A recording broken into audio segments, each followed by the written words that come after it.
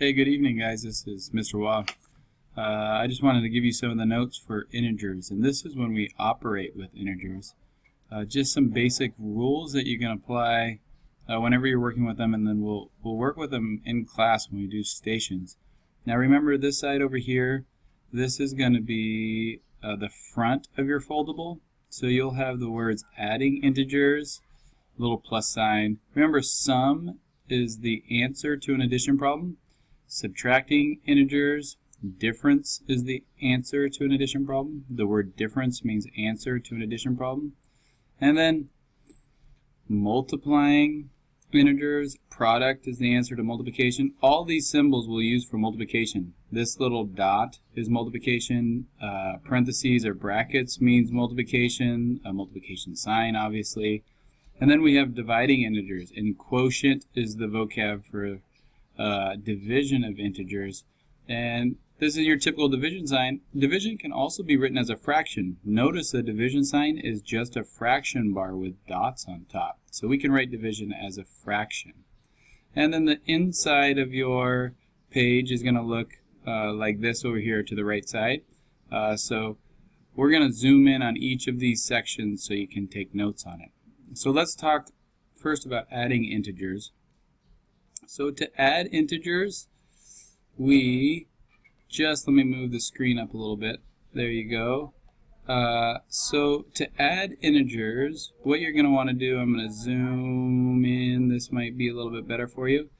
It really depends on whether the signs are the same or different. I'm going to start over here with the same signs. That says same signs. So if both numbers are negative or both numbers are positive, then it's going to help us out a little bit. So all you have to do is add the numbers and keep the sign.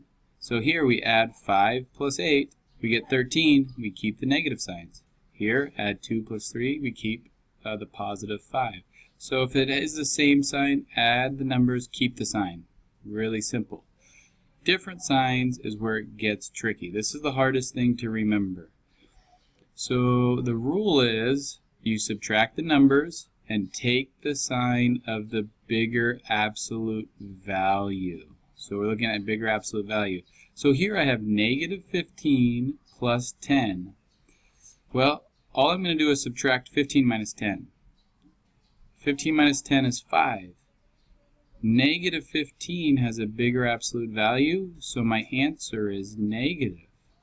On this one, I have negative 32 plus 40. I subtract 40 minus 32, I get 8.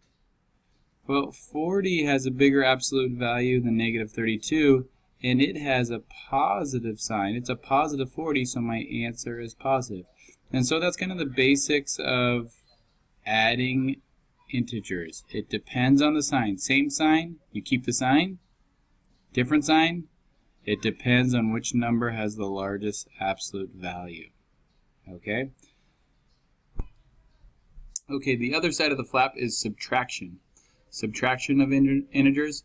And sorry, the picture's so bad, but it's the best I could get. So when you subtract integers, the key is to rewrite it as addition. We're not subtracting anymore, we're always adding. And you change the sign of the second number. So you're gonna, I always like to say, add the opposite. So you change it to addition and change the second sign only. So let's look at an example. We have negative 8. We keep that. The first integer doesn't change. Minus negative 2. Well, we can rewrite it as negative 8 plus, we change that to a plus sign. We change the negative sign here to a plus sign, and it becomes negative 8 plus a positive 2. And then we just follow the same rules as addition, and we get negative 6. 8 minus 2 is 6. That has a bigger absolute value. Let's look at this one. 4 minus 7. Remember, no more minus. We're going to change it to addition. We add the opposite of, this is a positive 7 here. The opposite of positive 7 is negative 7. So 4 plus negative 7 equals negative 3. So the key is to change it to an addition problem. Change the second number to the opposite, and then just use your rules for addition. Okay? Let's look at multiplication and division. Multiplication and division are the same. So it'll go really fast. And these are much easier than addition and subtraction. So a negative times a negative is a positive. Positive times a positive is a positive. Negative times a positive is a negative. Positive times a negative is a negative. I read that really fast. It's right there for you. But basically, if it's the same sign, your answer is positive. Same signs, positive. Different signs equals a negative. So over here, some examples. 3 times negative 2 is a negative 6. Different signs. Negative 4 times negative 4, same sign, positive.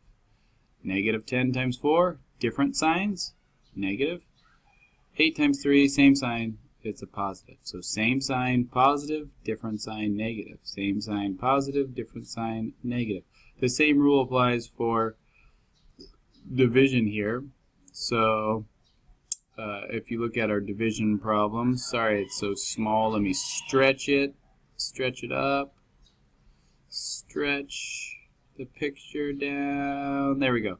So, for division, all you have to do is say same rules as multiplication. And here's some examples. 10 divided by 2 is 5, same sign. Negative 6 divided by negative 4, same sign, is 4. Or excuse me, negative 16, not negative 6. Negative 12 divided by a positive 2, different signs, negative. 100 divided by negative 10, different signs. The answer is a negative 10. So same rules as multiplication.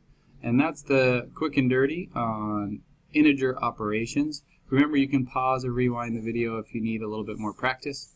Good luck, and bring any questions you have to class. See you soon.